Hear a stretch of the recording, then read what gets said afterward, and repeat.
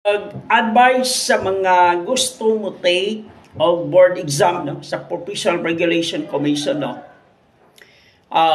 Inani ni no para at least katuma first time no aware na mo daan no, para at least na may time management sa iyong pag-study nga to all first time exam takers no, it is crucial to approach your exam with caution and diligence no.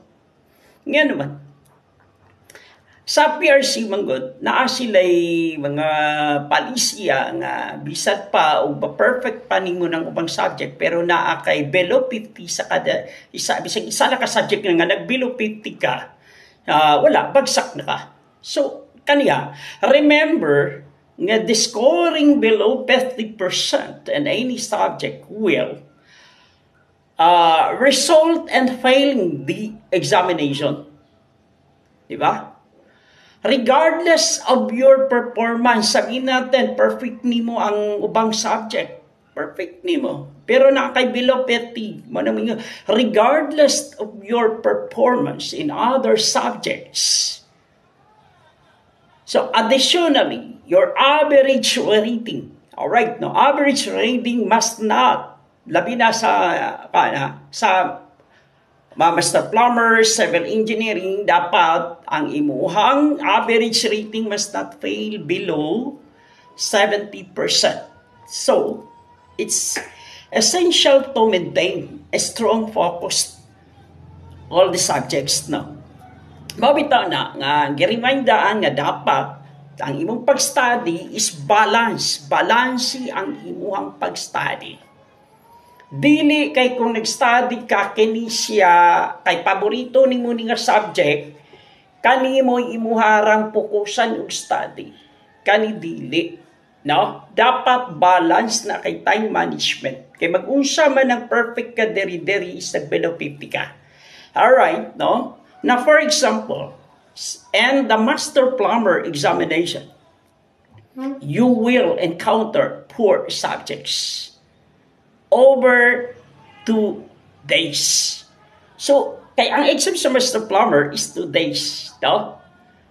Ang first day, una is plumbing code, number 1, no? Pat ka subject.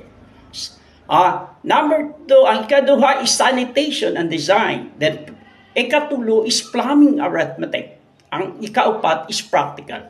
Now, maubito to katong natay gi-vlog na gusto siya magpatudlo og sa algebra kay nahagbong siya sa plumbing arithmetic. Ang plumbing arithmetic is 10% lang na siya. Dayon ang plumbing code is 10%. Ang sanitation is 40%. Ang practical is 40%. Pero bisan tuod nga 10% na siya, pero dako kay na og katabang nimo.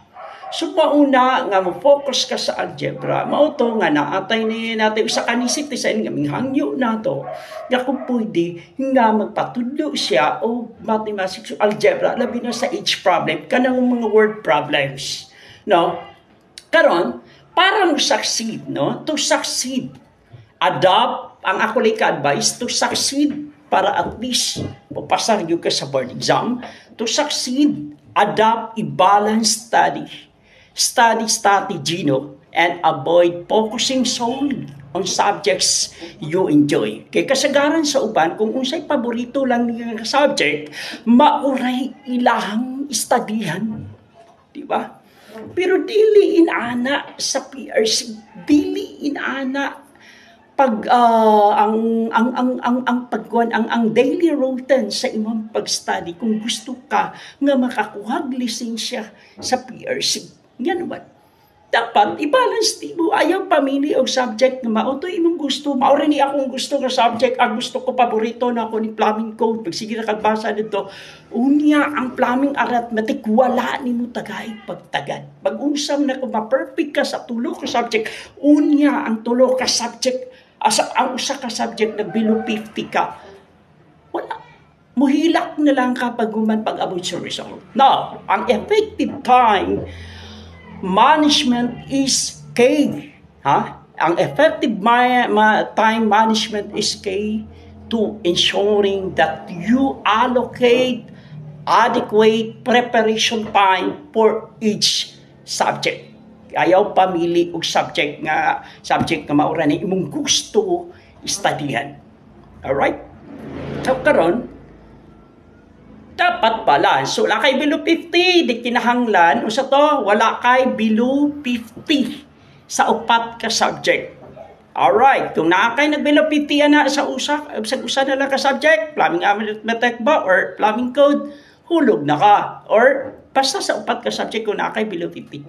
Pero kinahanglan usa to atong giingon, ang imong average rating kinahanglan ang imong average rating must not fail below 70%. So, it is essential to maintain a strong focus all these subjects. Alright, inana lang. Ha? So, kinanglan, kamo ba nga nag-review karon, nagsugod na mo og review, mga civil engineering, sa civil engineering, sa master plumber, sa CPA, sa Certified Public Account Examination, or sa unsa nga course kinahanglan. Pero I don't know kung pilay passing rate no sa ubang subject, sa ubang course, basta sa civil engineering, Mr. Plumber, 70 lang dapat. Di wala kay below 50. Paano patakaran sa PRC nga wala jud kay below 50. Now, upat ka subject kinahanglan na kayo below 50. Alright? So inaana na lang. Good luck na lang sa inyong exam. Phew.